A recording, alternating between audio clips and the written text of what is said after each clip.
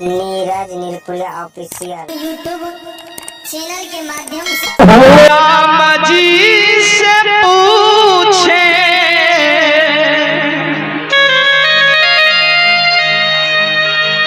हो जनकपुर के नारी बता बबुआ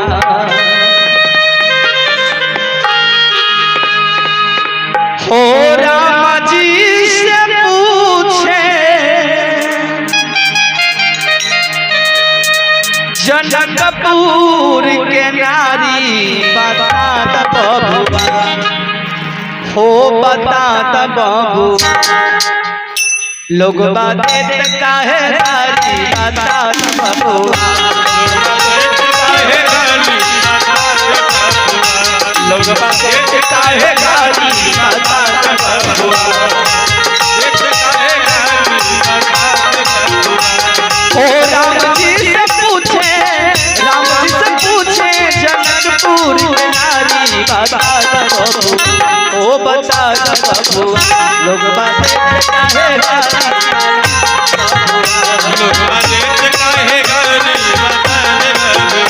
लोग बातें काहे गाली बता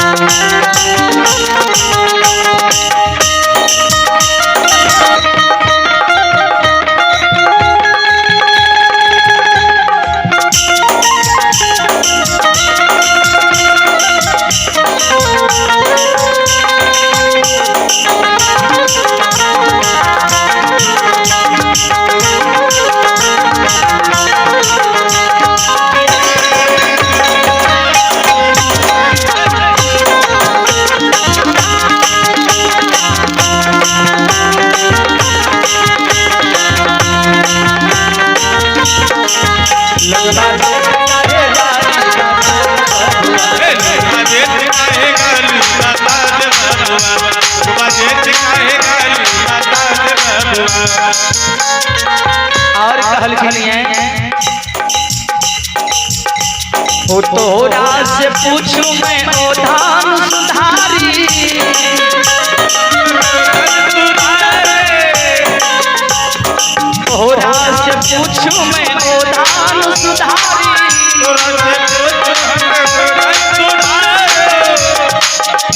हो एक भाई गोर का है एक भाई गोर का है एक भाई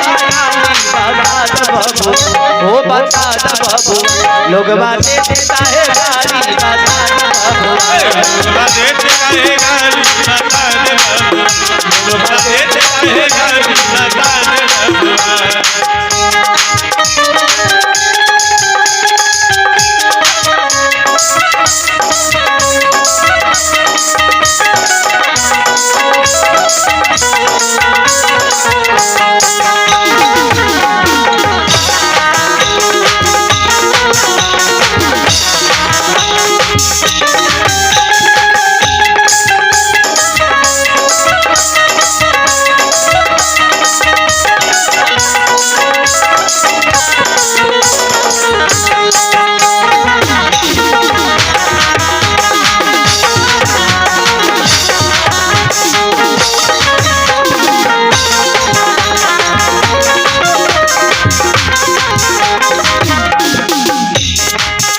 और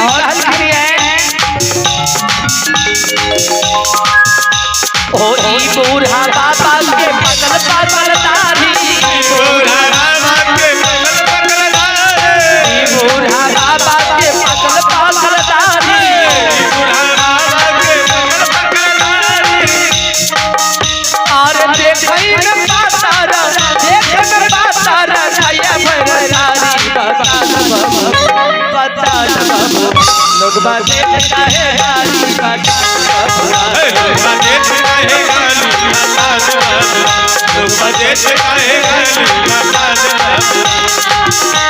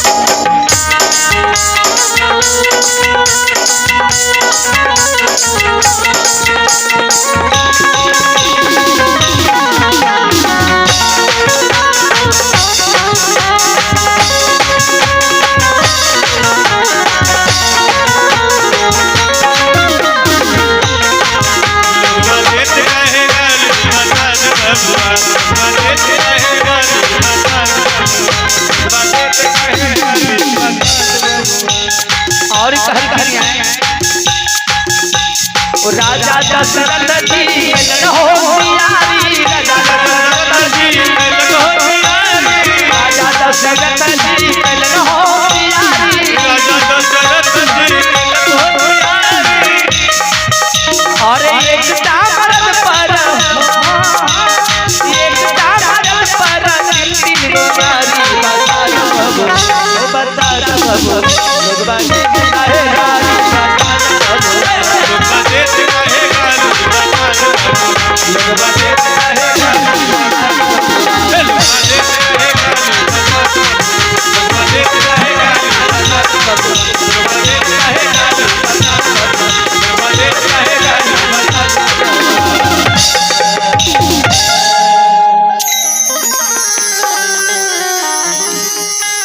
बोलो जी प्रेम से राजा रामचंद्र की जय हीरा मोती अबला स्वामी की चरण पकड़ के आने जो है स्वामी हे यहाँ के माता जी हमारा बोधनी के मार मारल के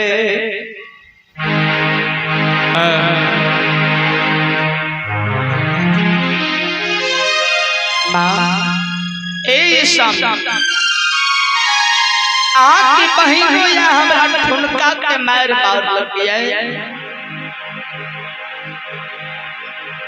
आके भौजा जी है हमर दीदी गोतनी आ हमरा हो होलहन दिल के एक बेटा बेटी के कारण नहीं कहियो तो बेटा बेटी के नाम होते भगवान चाहते तब न स्वामी रे एक बेटा बेटी के कारण दुनिया में सासुर में सास मारी ननंद मार गोतनी ओलहन दे जाओ अरे एकरा लेके हम दुनिया में रहबे अबला जी स्वामी के चरण पकड़ के बाबूजी काने रहे तो देखियो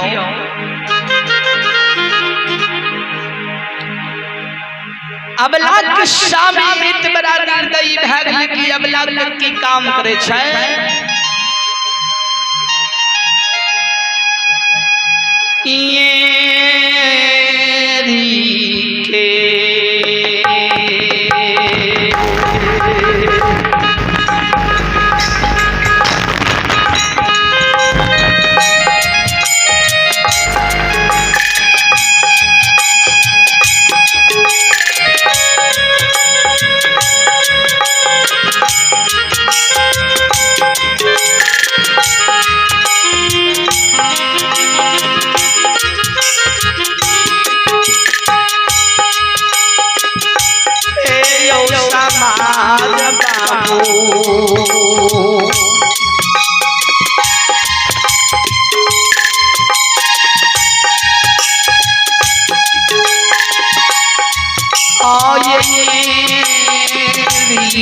के